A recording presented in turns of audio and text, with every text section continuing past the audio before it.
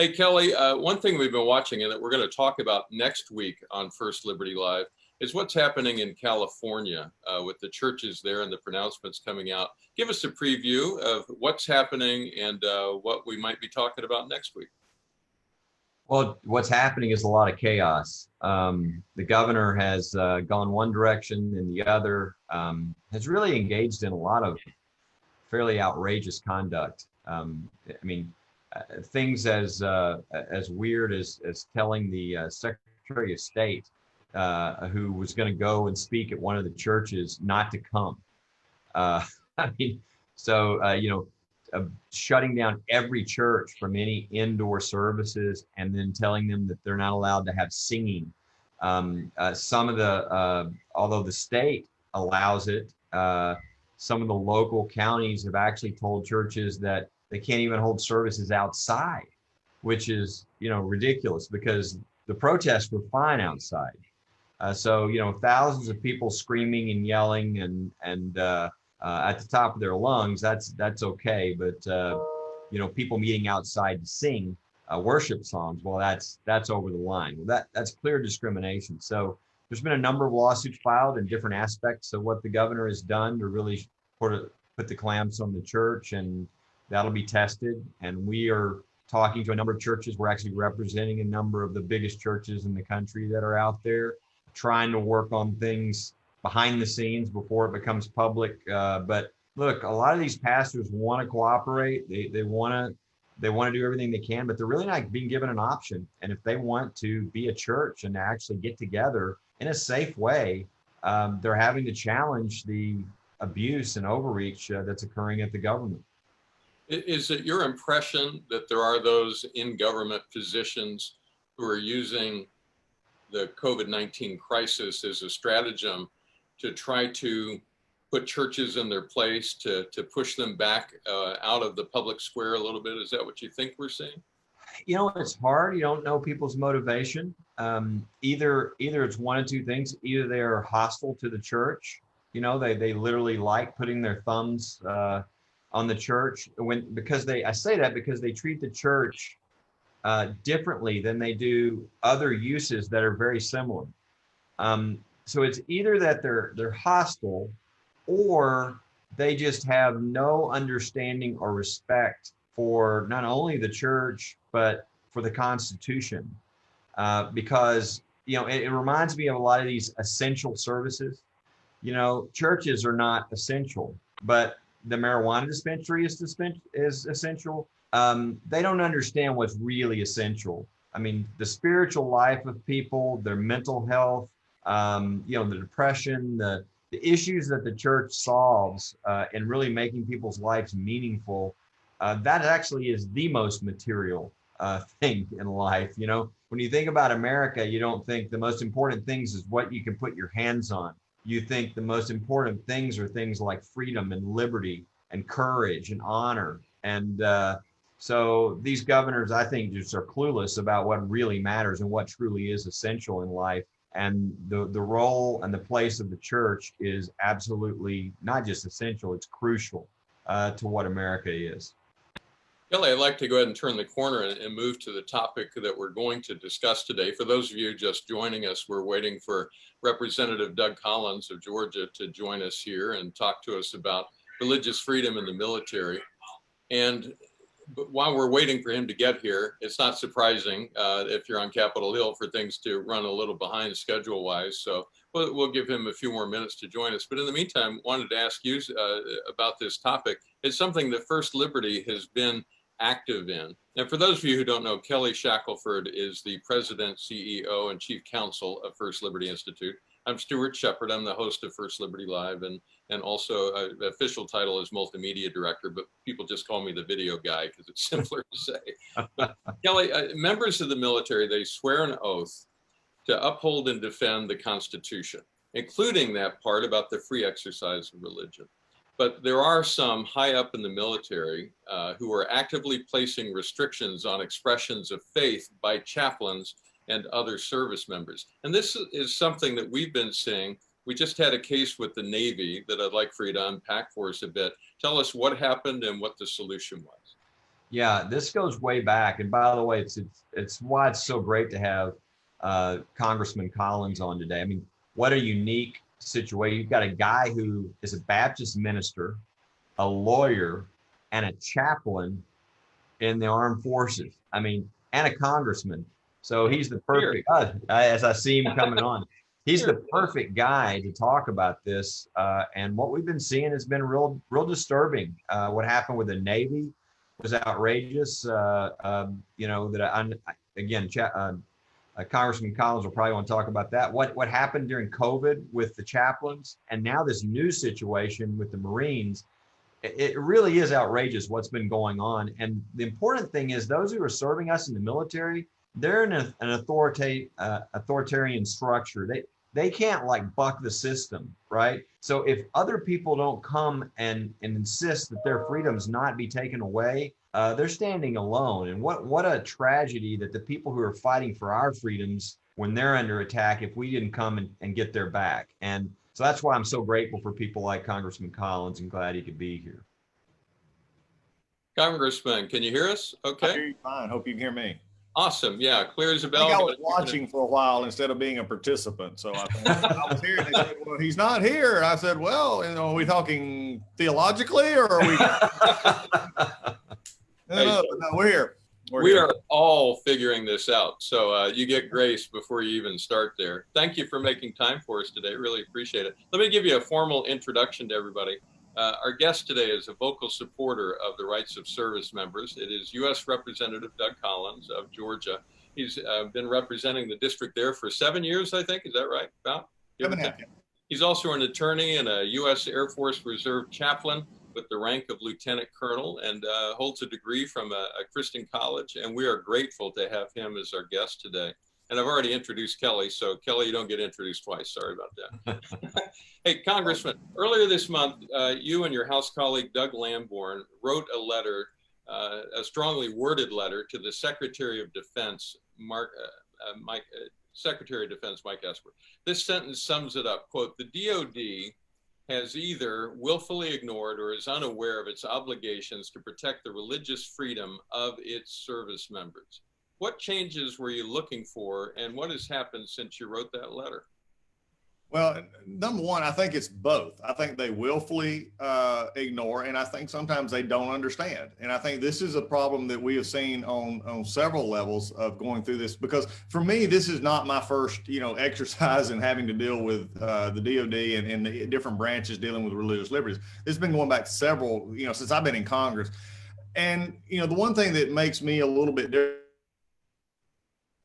in having to deal with these issues or getting to deal with these issues is that I am an active chaplain. I've been a chaplain for 19 years in the Air Force Reserves. I served in Iraq. I've been a wing chaplain. I've covered the gamut. Now I'm actually still signed actively to headquarters Africa at Warner Robins. So, but also take that and then accompany it with the fact that I'm an attorney as well, gives me the capabilities to talk about it. And we've been fighting. What I believe is happening here, and I try to, as you said earlier, give grace. And part of that grace is you have middle level officers who are very scared of threats of lawsuits. They're very scared of, they will err on, get this off of my desk before they'll err on the side of maybe digging in and finding out what the DoD or the actual things actually say. So we're the ones that actually step in here. And the interesting thing is, I can't think of a case so far that has not been profiled that people have heard about in which we've lost. I mean, we've actually, stood up for these chaplains. We've stood up in the chain of commands in the Army, the Navy, the Air Force, and we've won. Mickey Weinstein just enjoys attacking the chaplaincy, and he has for many years. And the unfortunate part, what's more concerning to me is the JAG Corps and the Chaplain Corps and the manner how he has direct access to what I'll call, battalion level or lower commanders. He sort of left the Pentagon and went straight to these commanders, sending these threatening emails, and yet they just fold. In the latest example, the Marine example, simply was a censorship of an individual because of his Christian beliefs. And that was the bottom line. I was going to ask you about it. Describe that situation, who it was that was going to speak at that training event, and how he was kicked out. Yeah, Ms. Lorenzo, who is a part of Campus Crusade for Christ and crew now, as they know themselves, was giving a a talk on the battlefield at Gettysburg, talking about leadership examples at Gettysburg. Now, this is a gentleman who is very familiar with the military. He knows from a chaplain perspective, he knows what he could and could not say. And it was the mandatory part was simply the National Park video on Gettysburg itself. And then there was some optional videos if they wanted to watch those as well. Someone tipped off Mickey that this was his, which again has a history with Mr. Lorenzo and others, that they have tipped off that this case, of course, is going to be taught by him. Mickey went off, as he always does, sent an email to the Marine Corps. Within 64 minutes, they folded. 64 minutes. Let's think about that for a second. Most people can't get the Pentagon unless in a time of war, and I'm a member of the military. I wish I could get my orders approved in 64 minutes. I wish I could get my pay dockets done in 54 minutes. It didn't happen, but they sent him back a note saying, all taken care of. I mean, that's, again, no investigation, no nothing. And what we found out is they came to see me about it, and they said, well, the course title was Gettysburg and Biblical Examples of Leadership. The interesting part, I think that was the way it was titled. When we did a little bit more digging, those were on his bio, not the course title, and not on the TikTok sheet for the day's events on the training for the JAGs. So again, they went off of a bio, not the, which then is to me more condemning of not only the Marine Corps but also of the Mickey Weinstein, that they went after him because of his political, not his political, but his religious faith. And that's the impression it leaves, is he wasn't rejected because of the curriculum. He was rejected because he's a Christian. And you saw Mickey change his story several times. It seems like with the Fox News actually called him about this. He would talk about, well, it was a mandatory class, and when confronted, you could see in the article, well, it wasn't mandatory, but, and then finally he just came out and said it was in his bio. I mean, can we be more hypocritical here? Well, I guess with Mickey, probably not. But you know, that's why we got to fight for these things. That's why. Look, if there had been, and I'm going to say this publicly, if it had been a command mandatory class that had biblical examples of leadership from X, I, as a chaplain, would have raised my hand to my battalion or my wing and said, sir, you may need to think about this. And I believe that chaplains, when we do our job right, protect the rights of every belief, including those who have no belief. And there are things that we can understand. Mickey just wants no belief. And that one of the things that struck me about this, as I read through the description of it from the other side, for what it's worth, is they made it sound like people in the military are essentially defenseless against ideas that are different than their own. But I don't think that's true of any of us as Americans. Surely we can hear, even if it had happened, another point of view without just suddenly being proselytized against our will. I mean, that's just silly to even think about. It is amazing. The argument from the other side is the most condescending argument really ever made, that they really don't know what they're doing, or if they were happen to be forced into something, which they're not forced into, you know, it would be detrimental to their life. And that's just not happening. It's not true. In fact, it shows the value they believe in people. We believe in people. They don't.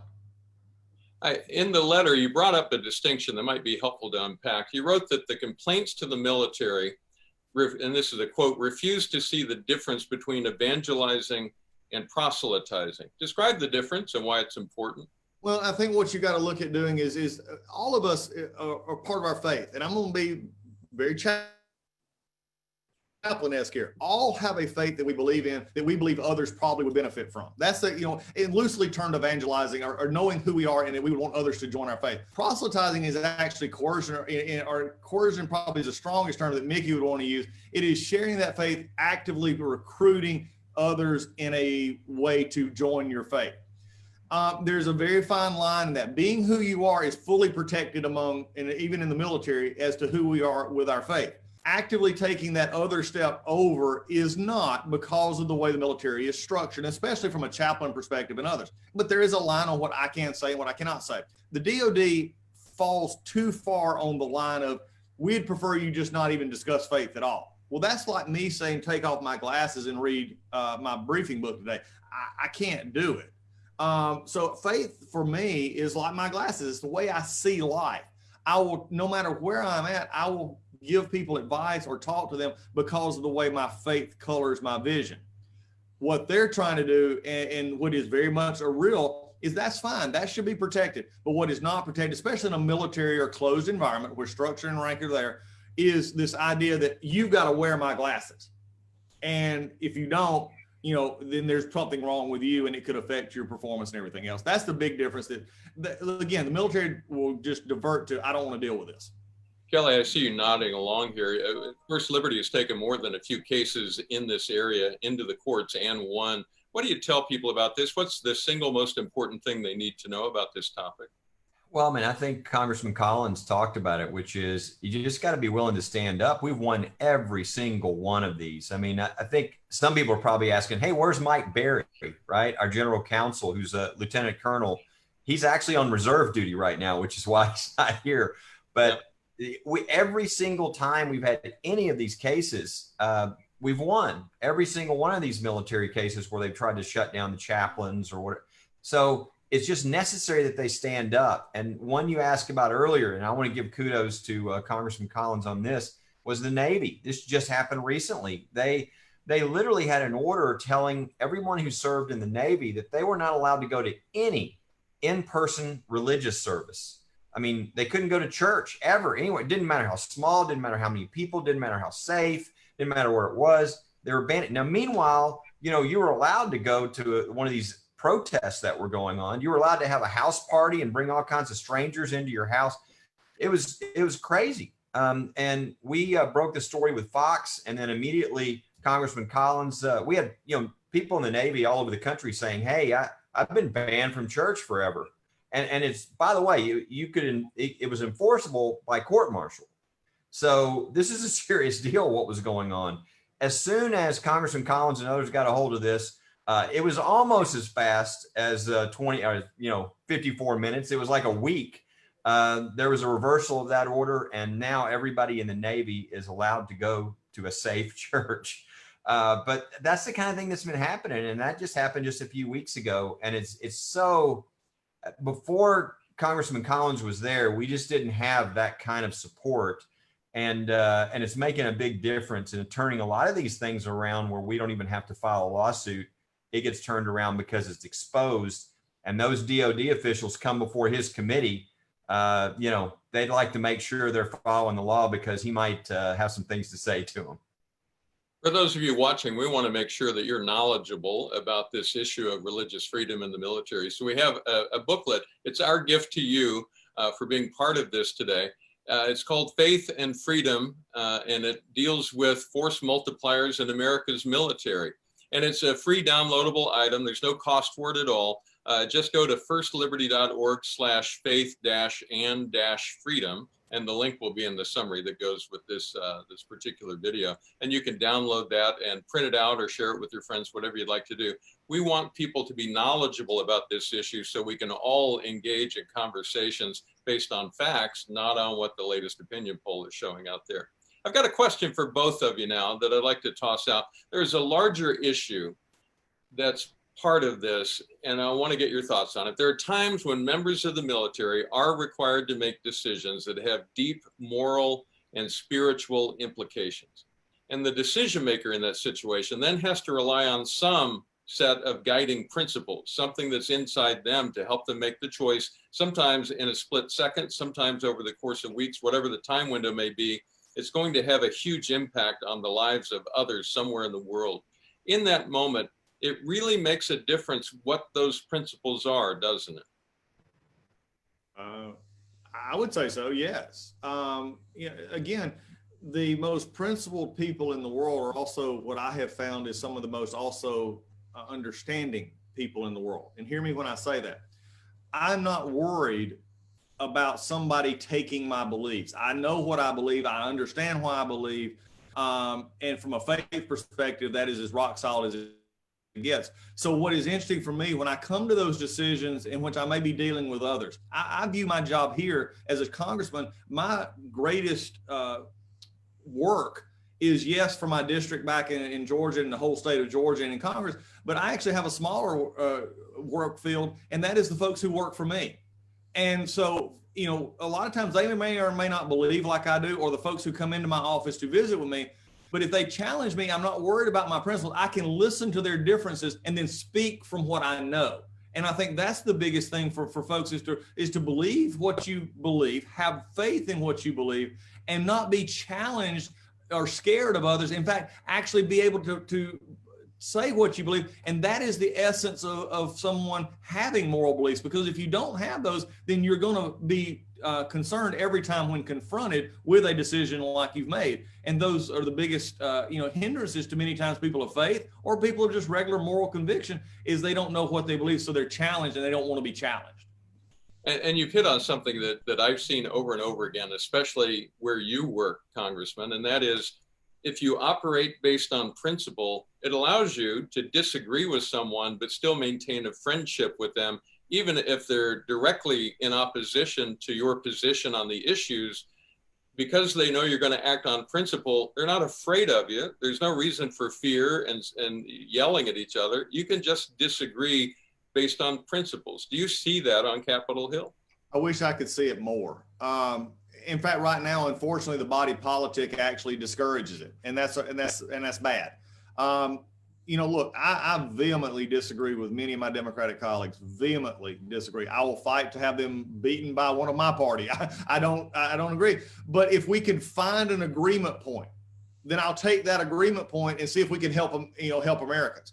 And I'm not ashamed of that. I will do that because I believe our job is to help all of this country. I believe God has given us the greatest gift in the world of this government and this country, and we're supposed to be helping people. But when you get into the point to where every idea you just immediately go evil and evil, then you lose all context of actually trying to help people. And I think that's, it goes against those of us who have the moral principle that God, from my perspective, created us all. And knowing that should give us a higher calling to at least find agreement in areas where we can. Now, where we can't, don't back up. And I'll never back up on those principles, but we can find an agreement. But it should be more than we found here. It was found in our founding fathers. Why can't it be found now? Kelly, what are your thoughts on this? Yeah, I was just thinking, the very opposite of what Congressman Collins just described is the cancel culture. This idea that, I consider the cancel culture people cowards because they can't handle an open discussion. They're scared to death that they don't have the truth and they will lose the discussion. And so they want to bully the other side into not speaking. I can't think of anything more anti-American than that. The marketplace of ideas, the belief that through everybody's ideas coming together that we get the best ideas is the very core of America. And what is being attempted now around the country, and we see it especially politicized with Congress, is this attempt to shut down your opponent, to not allow them to speak, to try to bully them, to fire people out of their jobs.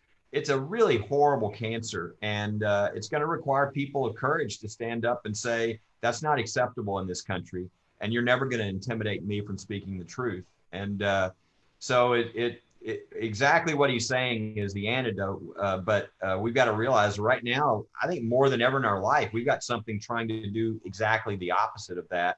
And I think people recognize it. And I really believe Americans don't like what they're seeing. And I'm hopeful they're going to respond in lots of different ways. And I would just encourage us to pray for Doug, pray for Congressman Collins. He's in a difficult situation fighting for these right positions. He's even in a race for U.S. Senate. I think the last I saw, you were polling number one. There's like 4 people running. So pray for him. We need good people of faith standing for us that have courage.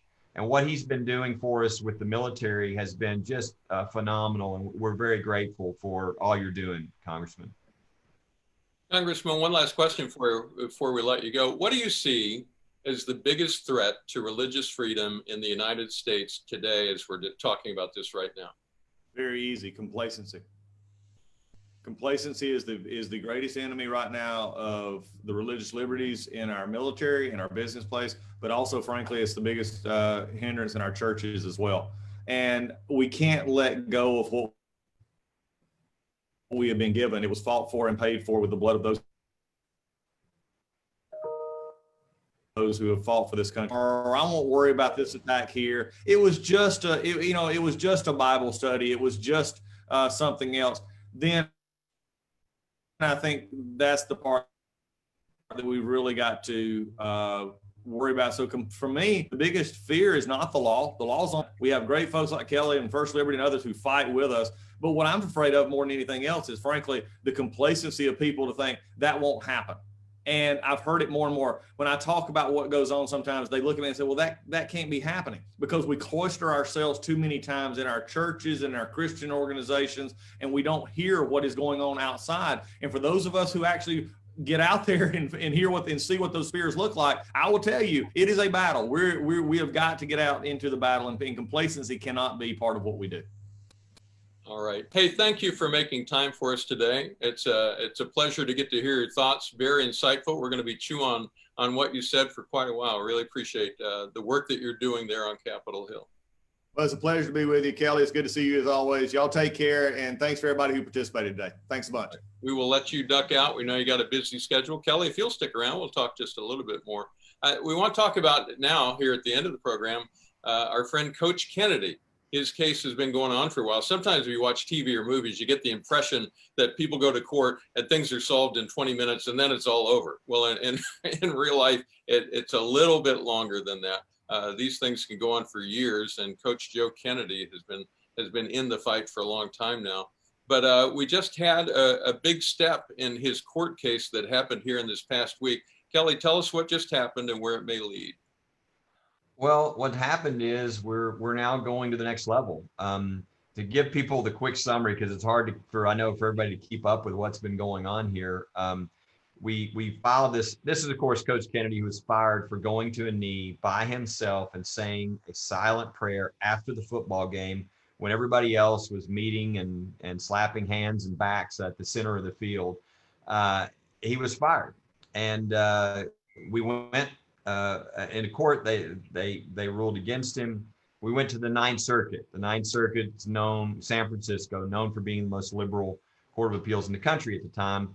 And they ruled that coaches were not allowed to pray in public if anyone could see them, and which is just a ridiculous attempt to come up with what they think the law is now. We went to the Supreme Court. Supreme Court didn't take it, but the 4 conservative justices sent a concurrence down saying, go back down. There's some things need to be factually developed. And then they said they found the decision below, quote, very troubling, and asked that we sort of get everything together, come back up. We've now done that. And now we're going back up to the Ninth Circuit and saying the law is not that coaches are not allowed to pray in public. I mean, that is not the United States of America. That's not what the Constitution says. So we just filed our brief in the Ninth Circuit. As many people know, the Ninth Circuit has been dramatically changing under President Trump. At the beginning, it was sort of 19 liberals, 10 conservatives. Now it's almost even.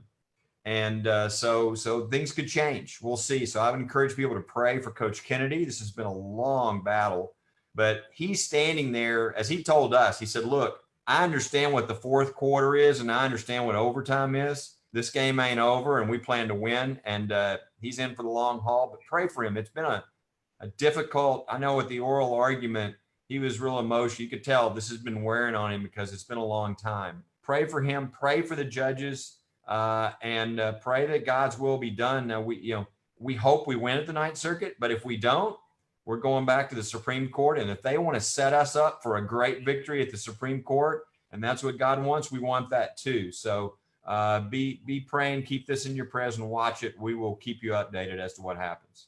It's often easy for us when we hear about these cases.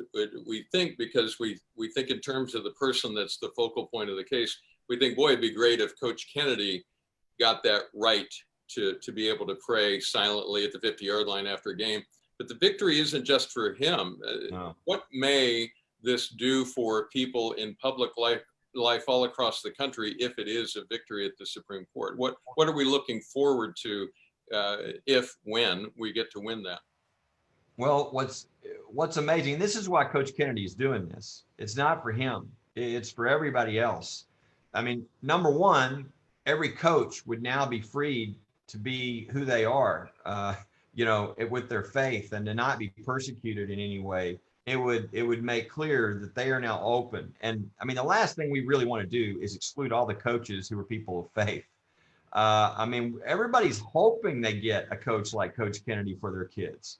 And when you get them, and those are the people you have to push out, our society is going to turn upside down. But that's just the beginning. It would affect everybody, not just your coaches, everybody who works at a school, everybody who works at any government entity. Because what this decision is saying is essentially, if you work for the government, you lose your religious freedoms. And if you pray, even silently, even by yourself, you can be fired. So this would open up freedom for everybody who serves in that way. But I think even more than that, it would be the first expansion. You know, we won the Bladensburg Cross case, which talked about these bizarre separation of church and state arguments that are not in the Constitution, that were being used to sort of be hostile to religion. We won a first major landmark victory at the Supreme Court on that. This would be now beginning to take those concepts beyond a veterans memorial, beyond a display, into our schools, beginning to really reinstitute the fact that if this country is a country that is pro-religious expression for individuals, it's not anti. And that's a real cultural change. And so this would be a next major step in opening things up across the country, even beyond coaches, even beyond government officials. Well, if you care about these issues, if you want our right to religious freedom to be defended, if you want members of the military to be able to appropriately and in the right place and time express their faith, if you think coaches should be able to offer a silent prayer on the 50-yard line and just at least live in their faith in the midst of their occupation rather than having to hide it like it's something shameful, you can do just that through your support for our work here at First Liberty. Just go to firstliberty.org and you'll find there firstliberty.org/military. We'll take you to a page specifically about the military issues we've been talking about today. It'll have more information that you'll find helpful and also an opportunity to support the work here. If this is something you want to see done, this is a way to see that it gets done, is through your gift to us. And an important aspect of this is the people that we represent never get a bill from First Liberty. This is a gift to them. We're able to do that because of our network of volunteer attorneys and because of your support. Kelly, what do you want to add to that? I just think it's a unique time right now. I would encourage people to really get involved. We're seeing people jump in to be part of the Army here at First Liberty, a lot of new supporters around the country, because they see what's happening. You know, they're watching these churches being shut down. They're watching things that make no sense, and they realize there's a real attack on our first freedom. And we're not sure where this is going to end if people don't stand up and make a difference. So I would say that the timing is so unique, not only because of that, it's sort of the good and the bad. There's these extra attacks, but at the same time, we're getting these victories.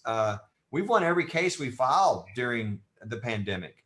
We've got this major sea change victory in the Bladensburg Cross case that's starting to have impacts in all kinds of other cases. I really do believe we're at the beginning of something really big. And if we do our work right, we're about to really watch history change when it comes to religious freedom in a positive way. So there's a lot of chaos, riots, attacks, all this. There's also some really good stuff happening. So it's a great time to sort of join the Army, because I really feel like we're setting the stage for what our children and our grandchildren are going to have in America. So I would just encourage people. It's a great time to be a part of what we're doing. And it's fun to watch God move. And he's definitely moving in the midst of what looks like kind of dark at times. But there's a lot of people standing up, and people like Congressman Collins that are fighting for those in the military. And we're winning these. We're winning these left and right. And we're really starting to get some momentum. All right. Kelly, thank you for sharing with us today. I always appreciate your insights. Thank you, sir. Thank you for hosting and taking care of all the details on this. All right. Happy to do it. And thank you for all of you who are watching. Thank you for going all in with us for religious freedom. We'll see you next week.